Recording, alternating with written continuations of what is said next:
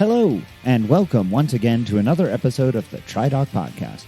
I'm your host, Jeff Sankoff, the TriDoc, an emergency physician and multiple Ironman finisher coming to you from beautiful, sunny Denver, Colorado.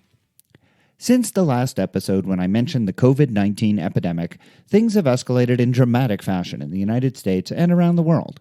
What was initially an epidemic of concern has rapidly blossomed into a pandemic and has resulted in entire countries being locked down, major professional sports leagues suspending their seasons, and inevitably, the postponement or cancellation of triathlons. As of right now, when I'm recording this, Puerto Rico 70.3 has officially been canceled, but I have it on pretty good authority that all of Oceanside, Galveston, Ironman Texas, and Ironman St. George are soon to follow. Now, Ironman hasn't officially announced these cancellations, but given the statements being made by local governments in the areas hosting these events, I think that it's a pretty safe bet that this is going to come to pass. Right from the start, I want to acknowledge how upsetting this is. We all work hard and train hard and spend hard-earned dollars to participate in a sport that we love, and having races canceled like this is really a bitter pill to swallow. I'm pretty sure, though, that I don't need to tell any of you how serious the situation must be for this kind of response to be happening. There's so much at stake for the most vulnerable in our society that the economic hit caused by all of these cancellations must be worth it as a trade-off for blunting the impact of the spread of this illness and hopefully mitigating its impact in terms of serious illness and deaths. Only time will tell. For now, though, I do want to give kudos to the World Triathlon Corporation for their response to these uncertain times and the wave of cancellations. Ironman has acknowledged that they are very much at the mercy of local and state governments when it comes to these decisions, and that they often don't get a lot of notice in having to make these decisions. They have agreed to defer athlete entries to the postponement date if one is made, or to the following year's event, which in my mind is very fair, if not completely ideal. There will always be people who are critical of the WTC, and I understand that. But honestly, in this case, I feel like they're doing their best, and that their best is pretty darn good. In related news, I wanted to mention that I have a new article up on the Training Peaks Coaches blog on the COVID-19 pandemic. You can find it on the Training Peak website under Resources, Coaches blog. And I wanted to make a point that COVID-19 is not transmissible in chlorinated swimming pools. A couple of people reached out to ask me this, and I thought it was worth mentioning here. On the show today, Laurel Graham completed her first Ironman in Louisville last October in the physically challenged athlete division. For Laurel, making the decision to compete in the PC division was surprisingly difficult, and her experience was one that I genuinely enjoyed learning about when I spoke with her about it. We recorded our interview quite some time ago, but I had to wait until now to bring it to you because of the series that started on the Game Changers right around that time. I'm really excited to bring it to you now on this episode. With spring really asserting itself, the North American Triathlon Series is just about to start. With that, the Triathlete Routard returns as your field guide to help you learn about different races on the WTC calendar. Today, my guest and I will discuss the Ohio 70.3 race that takes place in Delaware, Ohio in late July. But before all that, as always, I have a medical question to answer. I've discussed hydration on this program several times, and a listener recently asked, why all the hype with various sports drinks and powder? Is there anything wrong with drinking plain old water during training and racing? Well, I answer that question coming up right now.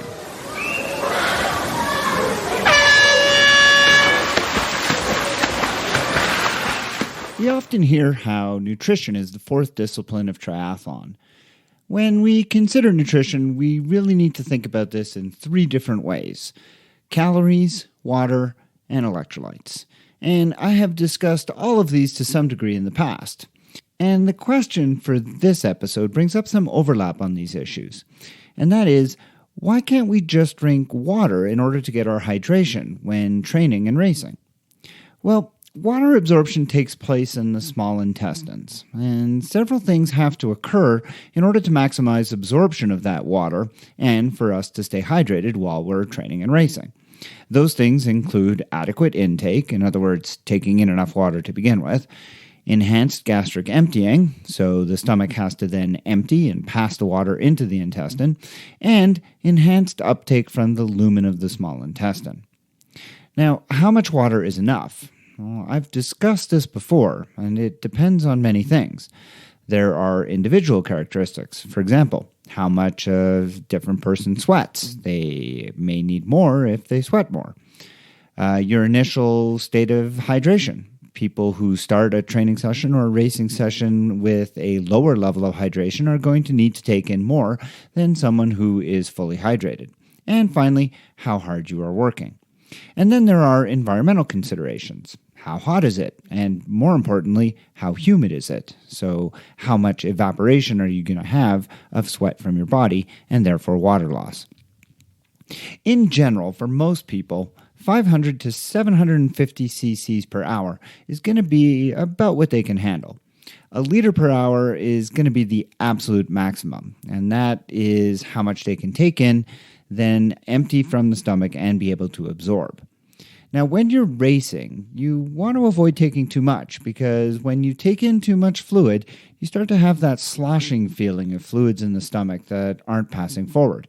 And this inevitably can lead to nausea and, in the worst cases, to vomiting. So there are several things that people can do to try and avoid this. The first is to take frequent small amounts, and this can be done by drinking pretty much as continuously as possible, rather than waiting for aid stations and then trying to gulp down an entire bottle all at once and then ending up with a large volume in your stomach. You want to be taking sips of fluid pretty much all the way along between aid stations and then replenishing your bottle when you get to that aid station. Now, there are other things that you can do that can help gastric emptying. Fluids need to be less concentrated and have less than 8% carbohydrates.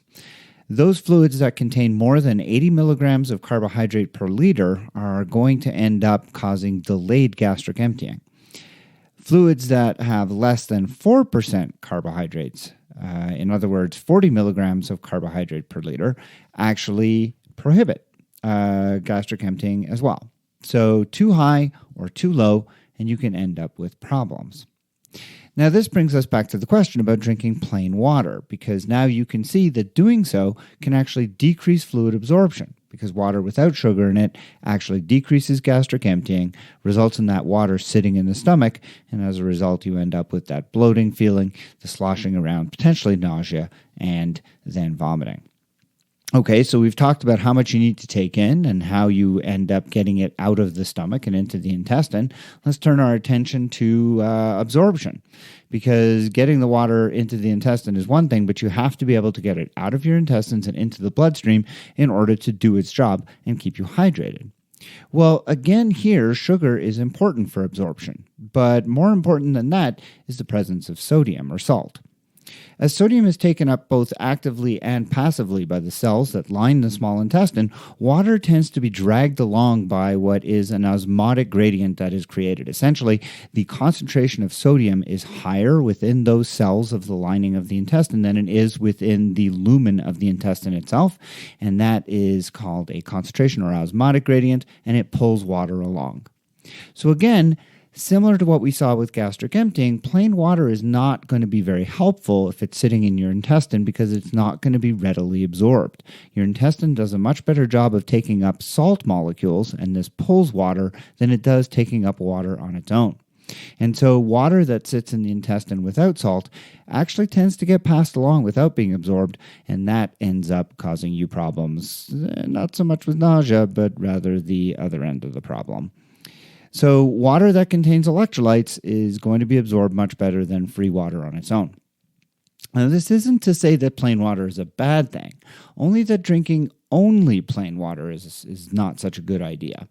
So if you're doing a race and you're drinking a fairly concentrated liquid, it's got a lot of carbohydrates, it's got a lot of electrolytes, it's where you get most of your calories for your race, it's not a bad idea at an aid station to grab a bottle of water and just guzzle, half of it. That's usually about 250 cc's at once, because at that point you're going to dilute what's left in your stomach and allow that to be taken up and the water to be absorbed. So you can top up what you're taking on the race course with free water, and you'll do just fine. Now, sports drinks were developed several decades ago as a means of addressing hydration in athletes who were getting insufficient hydration when they were drinking just water alone, especially in hot environments and especially in sports that required them to wear a lot of clothing and equipment like football, and that would prevent them from being able to cool off. They would sweat a lot and they'd really get dehydrated quickly. Unfortunately, most commercial sports drinks contain a lot of sugar and not nearly enough salt. And so as a result of this, there is a bunch of niche products that have come around and fill the gap between sports drinks and water, and a lot of these are really excellent. There's no doubt that some of them are kind of pricey, but at the end of the day, they're going to provide improved hydration over either plain water alone or the common sports drinks that you can see in any 7-Eleven. Now, don't confuse this kind of hydration with these niche products. I'm thinking of Scratch, for example, or Base, or Osmo, or any of these other products that you can find that include some amount of electrolytes. This is not true electrolyte supplementation. I've covered that subject numerous times, and for the most part, electrolyte supplements are not indicated for most athletes. However, electrolytes in this form, as a means to improve fluid uptake, is definitely recommended, and in fact is actually the best means to get all the electrolytes that you need during a race without taking additional supplementation. Now, one product that I came across, one of these niche products, if you will, in preparing this segment, that drew my attention and that a friend and fellow triathlete drew my attention to, is a product called Liquid IV Hydration Multiplier. The unnecessarily redundantly named product is marketed very slickly with a host of claims that would make you think that by using it, you somehow condense water from the atmosphere to augment the amount that you're taking by mouth. They would have you believe that drinking a bottle of water with Liquid IV Hydration Multiplier somehow turns into 3 bottles of water. Now, this product was developed by an orthopedic surgeon, and Liquid IV is a concoction of sodium, potassium, sugar, and some vitamins, and they make some pretty audacious claims about how using it is going to allow you to take up fluids much more efficiently and quickly than otherwise possible. There's a whole bunch of web space developed to the notion of cellular transport technology for liquid IV hydration that the makers would have you believe that they invented in order to make it sound much more technical and fantastic.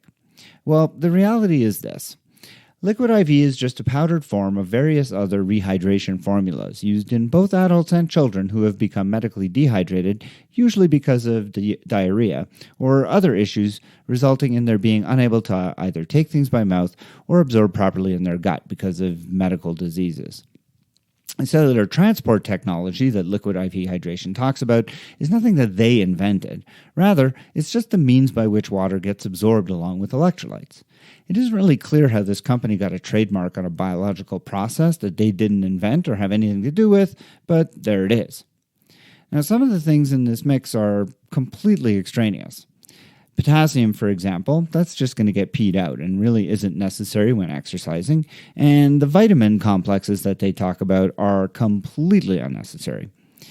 Now, the cost of liquid IV hydration is $1.52 per serving and is pretty expensive for no benefit over other products that don't make such outlandish claims and that I've mentioned previously in this segment.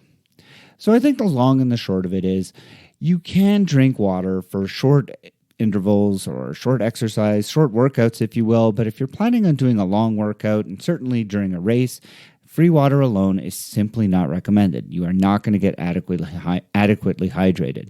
In those instances, you absolutely need to have some electrolytes and some sugar in order to empty the stomach and absorb water more efficiently. There are various products out there. You don't want something that has too much sugar. You don't want something that has too little sugar. You definitely want something that has salt in it. And you definitely don't want to be spending for liquid IV hydration. Do you have a question for me to consider answering on the podcast? Well, send it to me at tri_doc@icloud.com. My guest today is a recently newly minted Ironman triathlete, Laurel Graham. As an adolescent, Laurel was diagnosed with Charcot-Marie-Tooth muscular dystrophy, and with that was told what some of her limitations in life would be. Shortly after being diagnosed, she was given a gym note excusing her from running more than 1/8 of a mile, and at the time, that was fine with her, since she hated running anyways and thought people who ran for fun were crazy.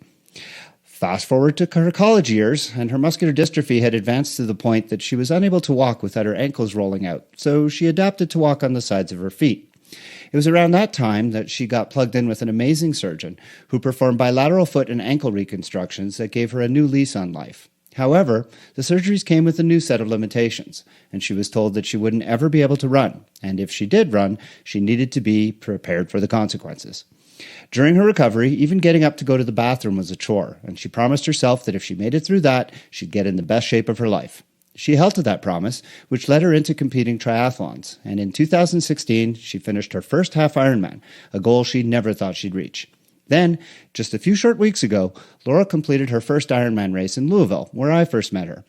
She likes to say that hers is not entirely a story of medical noncompliance, but rather of saying, to hell with limits. If she can do this, anyone can.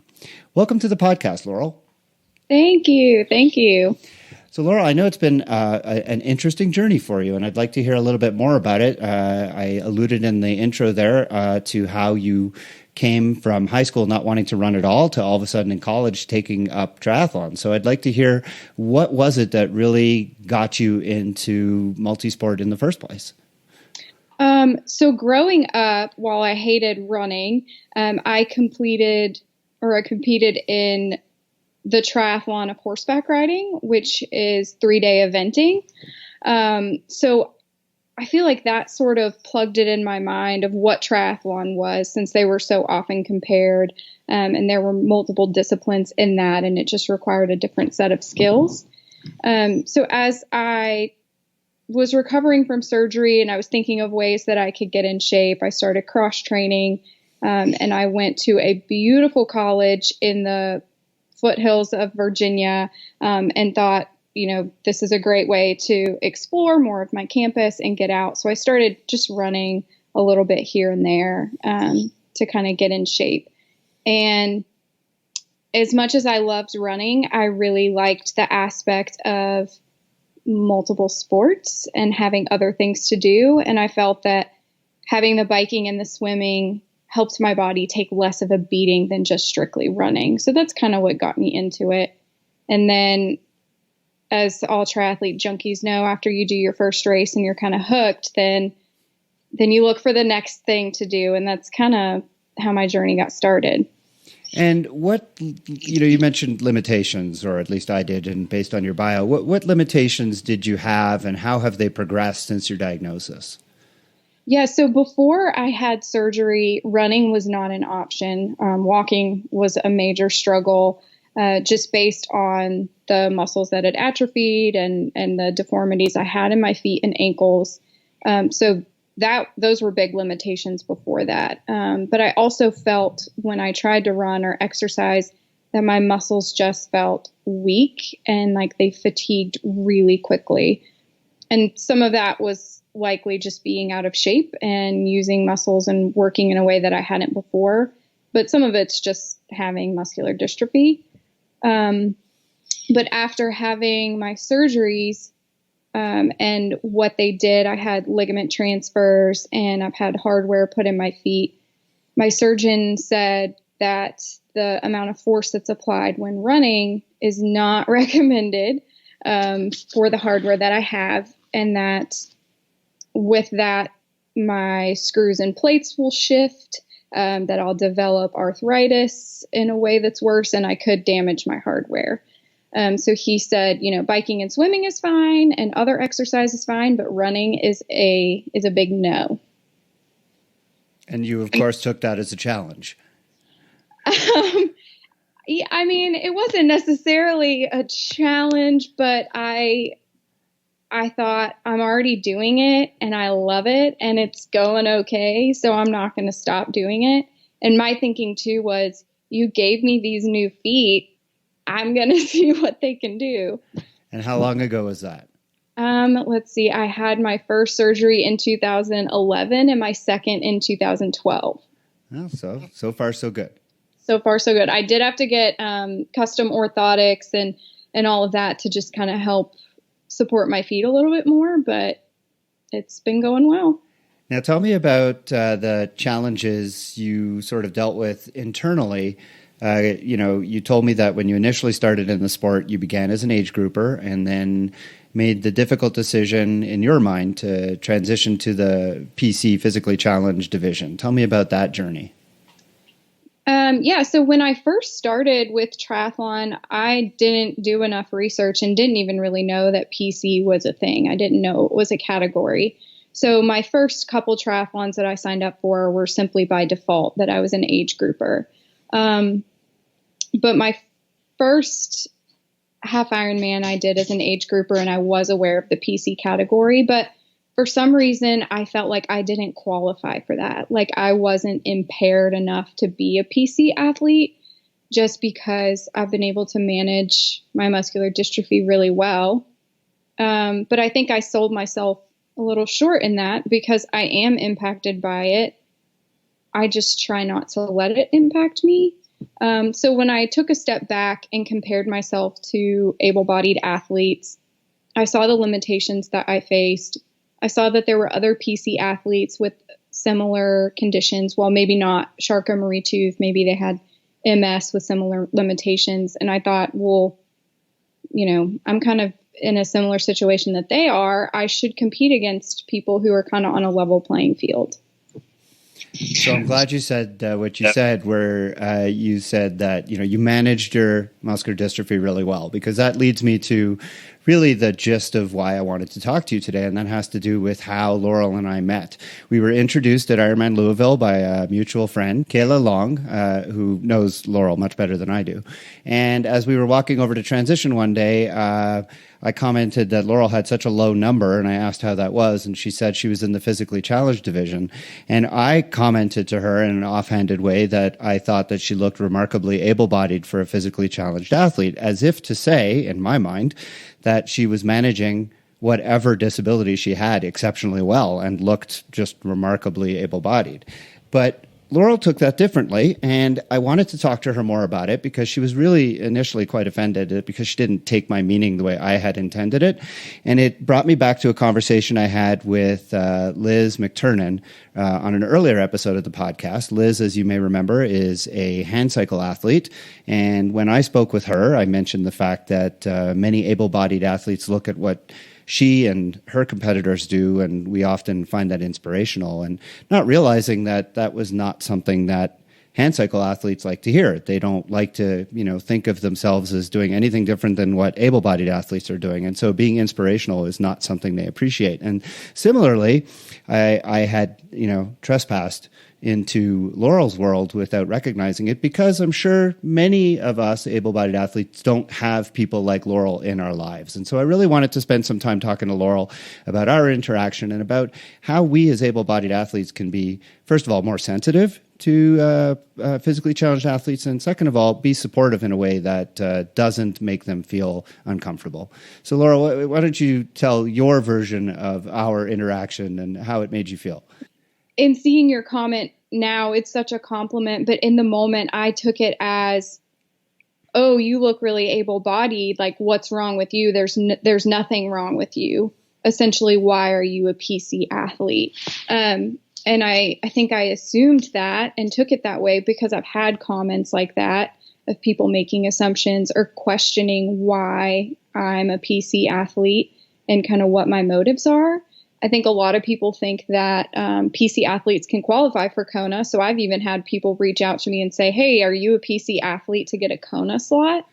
But PC athletes can't qualify. We have to go through a lottery. So there's really no benefit, I guess, other than maybe a low bib number and getting to start with the pro women, which is really cool.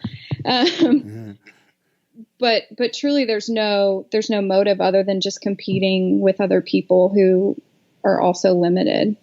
And I want to explore a little bit about the physically challenged, because I know I was educated so much by Liz. You, when you race as in the PC division, do you have to list your disability so that you're racing against other people with a similar disability, or is it just the whole division just races against each other? The whole division just races against each other. I know for USAT sanctioned events or not Ironman branded events, you do get broken up into categories based on your disability, which is really cool because amputees can race against similar amputees and so forth. But for Ironman specific races, they just lump all PC athletes together. Yeah, and I want to go back to something you said about the fact that, first of all, physically challenged athletes don't get Kona slots. Second of all, they're not listed in the results, which I find appalling. And they're not like... I almost feel like they are in a separate category that is lesser because they're not listed in the results. And I've always wondered why that is. And I don't know if there's a move afoot to change that, because it seems to me that that's just diminishing what you guys accomplish. Yeah. It's a real bummer to not have that listed, but it's funny that we still get the emails to see where we rank comparatively, and that we can still get all world athlete points. So it's just a weird way that they handle it. So go back to what you were saying about how you would often hear people questioning your disability. What other kinds of things do people say that really, either because they don't know any better or because they're being malicious? The kinds of things that you hear that really are unappreciated. Things of, what are you doing racing as a PC? Or even similar to what you said, but with a negative way, like in a truly malicious way of, well, you look fine. I had someone once say, if you're competing in half Ironman and Ironman races, how physically challenged are you? Wow. Yeah. So there's kind of a bad taste in my mouth about comments being made about it. Initially I tried to conceal that I was racing as a PC athlete just because I was wary of comments like this. But now I've kind of come to embrace it. Even on my Instagram bio, I put that I'm a PC triathlete because I think it's something to be proud of. Oh, absolutely. Absolutely. I think it's definitely something to be proud of. I mean, it's proud of doing an Ironman to begin with, but to do it, with muscular dystrophy, that's absolutely, you should be more than proud. How can able-bodied athletes be sensitive and supportive? I mean, clearly, not questioning your disability. I mean, that's obviously, but what are things that we can do to try and, encourage you without being, either patronizing or in any way negative? I'm sure it's specific and individual for each person, but I don't mind answering questions about it. Like, I understand that there's going to be some inquisitive nature of, you look at some people who race in the PC category and you wonder, like, well, what's their deal? What's wrong with them? And I think it just comes in your phrasing and your tone and how you come across. And I think one thing that a couple PC athletes are open to is people saying, hey, what's your story? Like, I see you're racing PC. That's awesome. What got you to this point? Even just asking what inspired us to get into racing triathlon, especially endurance events. And I think that opens up a dialogue where we can kind of share a little bit about how we got to that point. Tell me a little bit about your training. How do you have to modify your training given your limitations? I feel like I'll be able to change this given that I have a couple, cycles under my belt, but I do really, really long training programs. I have a coach who's amazing, and I had a 30-week program for this Ironman, which I feel like is kind of what I need. So things have to be incredibly gradual. There's no jumping in increase of intensity or duration for me. That just does not work. But also working in some extra recovery is key, and having the flexibility to know, I feel like I know my body really well at this point, and there are just some good days and there are some really bad days. And to have the flexibility to say, hey, today's a bad day. I think I need to rest or do an easy swim instead of, running or biking. That's one thing that I do. I also have found that nutrition and really focusing on recovery has been key for me. I can't just, that goes for anyone, but I truly fall apart if I don't prioritize that. And, you mentioned the gradual build. Does that build include intervals of higher intensity, or do you really spend most of the time in the endurance zone? No, I do intervals of higher intensity and have really grown to love that and feel like I've gotten a lot stronger. But with anything that's intense or really heavy, the next couple days have to be lighter. So I feel like my coach has gotten really creative and has been super supportive in how she programs my workouts and understands kind of what needs to happen for me. And is there a supporting group amongst the physically challenged athletes? Do you guys communicate with each other and support each other through training and racing? Unfortunately, I'm not incredibly plugged in with the PC triathletes. I am a part of Charcot-Marie-Tooth athletes page, and there are a lot of triathletes in that. So that's been supportive. But it's funny that this is getting brought up because I spoke with a fellow PC athlete yesterday on the phone, and we talked about how we'd love to have the PC athletes come together, whether that's at races or putting together a training camp or just having more awareness and having people turn out for these races would be unique. Well, I hope that in some small way we have done a little bit of that here on this podcast interview today. Laurel Graham, I can't thank you enough for educating me, for educating my listeners, and for joining me on the podcast. Laurel is a recent new Ironman. She has plans to do another one next year, correct? Yes. Which one are you up for? I don't know. Haven't pulled the pin yet, huh? I haven't, not quite yet. I'm mulling over a few. All right. Well, wherever that is, you can bet that she'll be doing it with a big smile on her face and with a lot of supporters. She's on Instagram, and I'm going to include that link in the show notes. Laurel, thank you so much for being with me today on the TriDoc podcast, and thank you so much for just a great dialogue over the weeks that we've known each other. Thank you so much. With the coming of springtime and being sensitive to the fact that many triathlons are unfortunately being canceled, I am nonetheless going to bring back the Triathlete Routard, that segment of the show when I'm joined by a guest to discuss, review, and give a sort of travel guide to one of the popular races on the World Triathlon Corporation circuit. I'm going to start this year's series with a race that is taking place a little bit later into the summer because I hope, and I'm sure you'll all agree, that by that point the current crisis that has been initiated by the response to the COVID-19 virus is going to have passed and that these races will actually take place.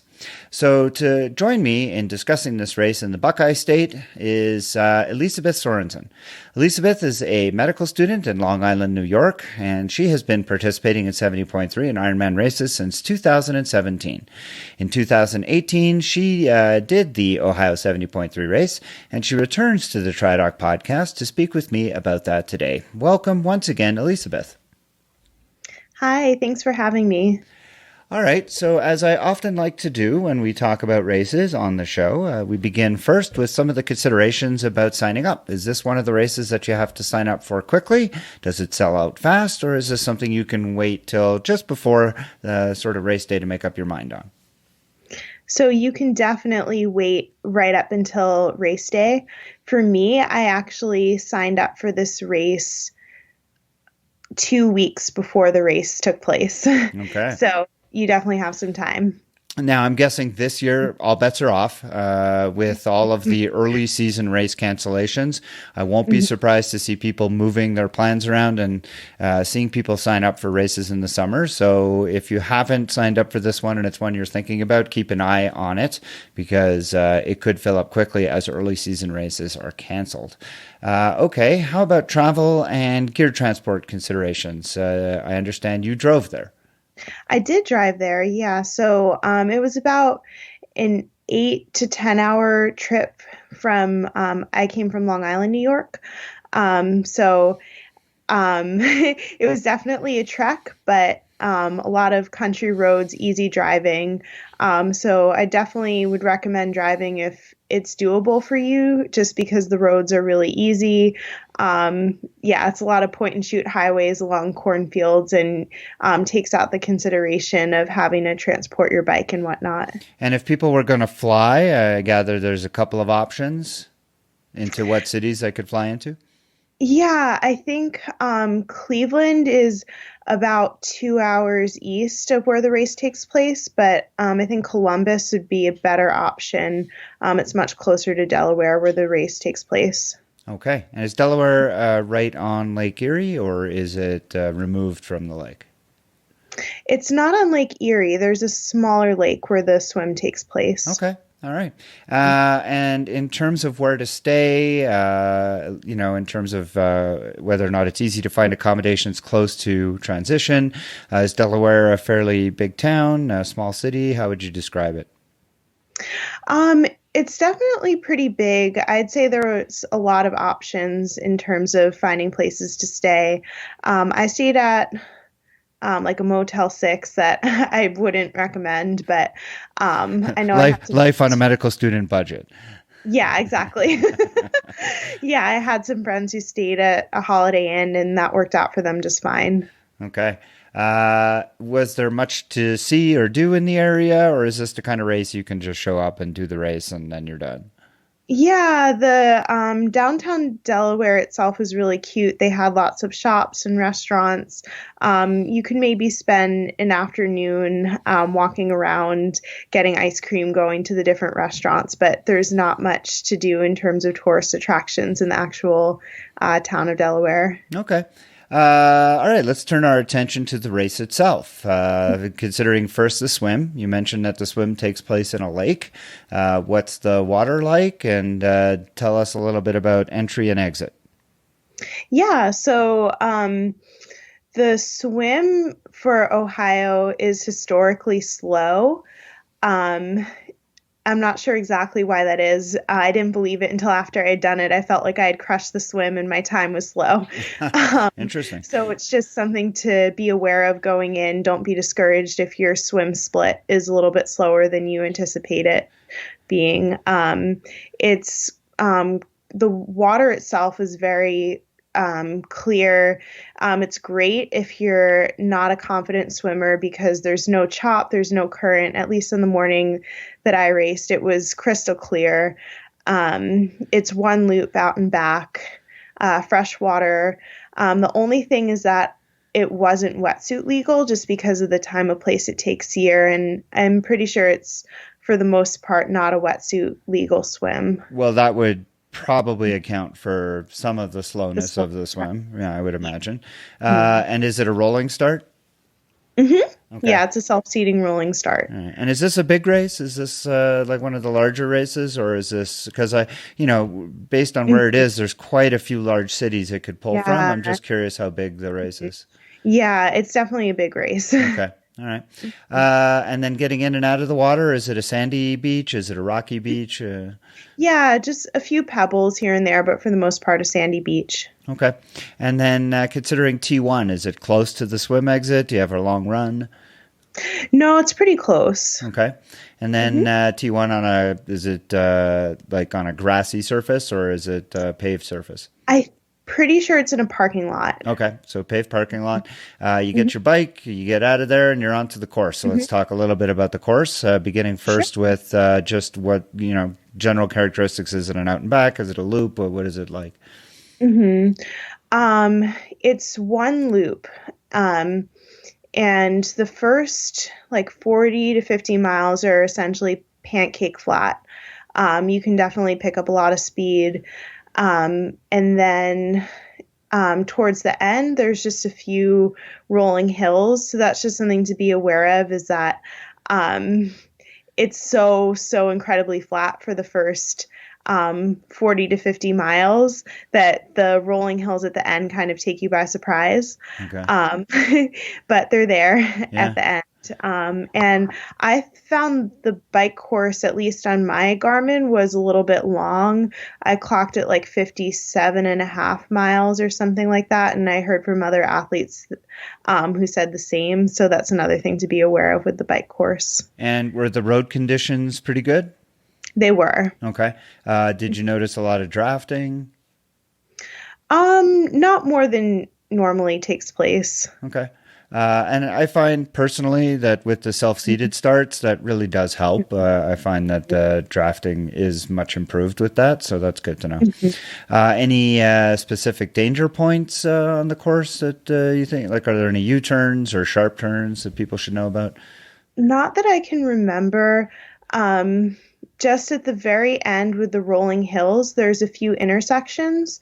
And I ran into some trouble with the cars at the intersections where they were having trouble getting the cars to cooperate. I had to actually stop at one point for the cars.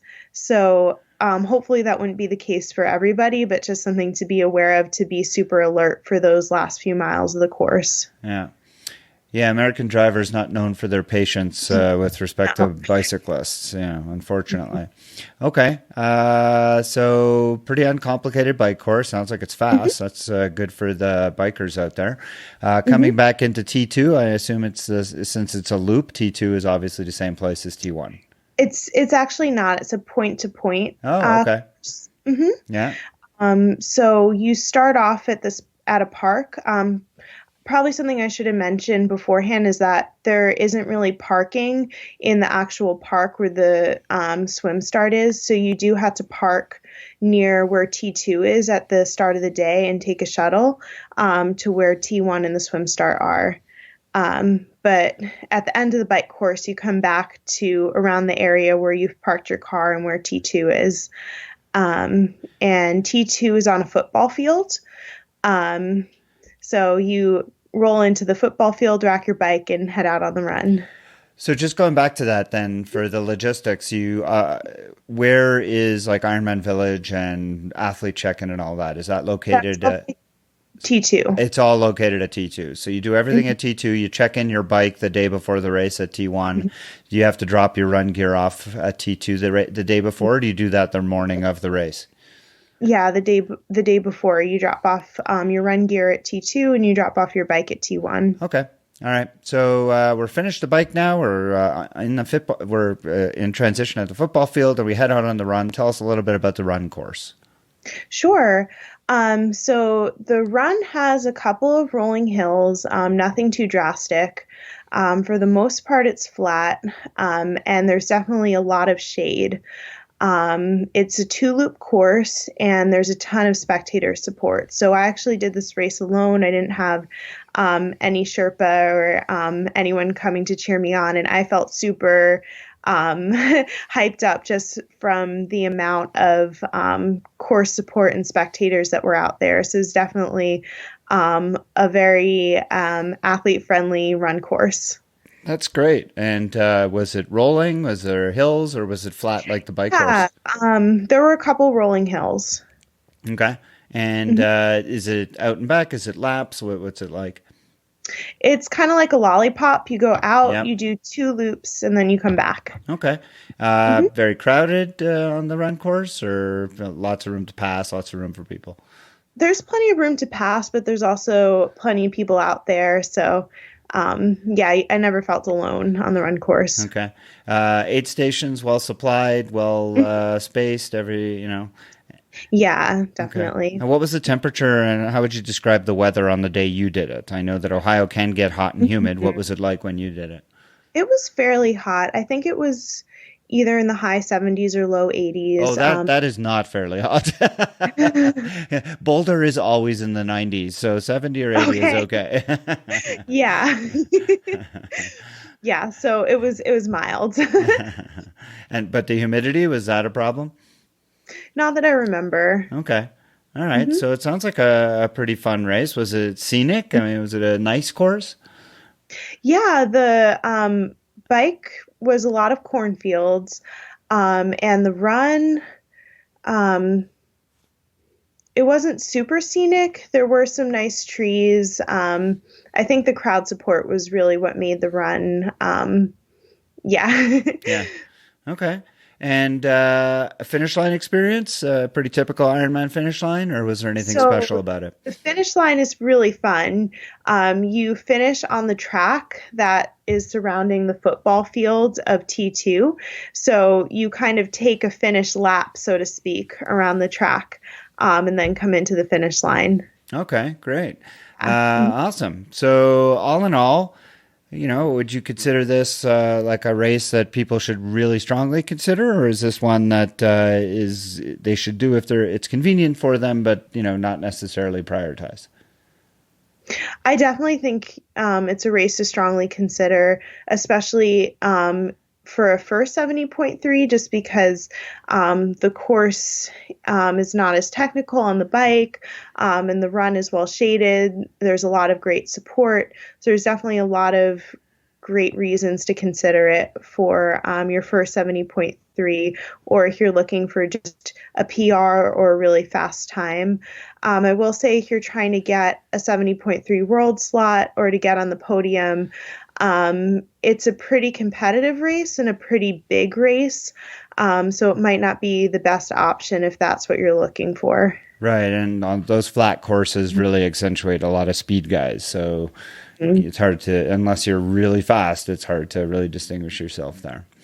Okay. All right. Well, Elisabeth Sorensen is a multiple 70.3 and Ironman finisher. She joined me several episodes ago to talk about her experience at a very difficult Ironman Maryland. But today she was here on the Triathlete Routard to talk about a much more pleasant experience at the Ohio 70.3 race. Thank you so much for joining me, Elisabeth, and good luck with your studies in the upcoming Step 2 exam in medical school. Thank you. I appreciate it.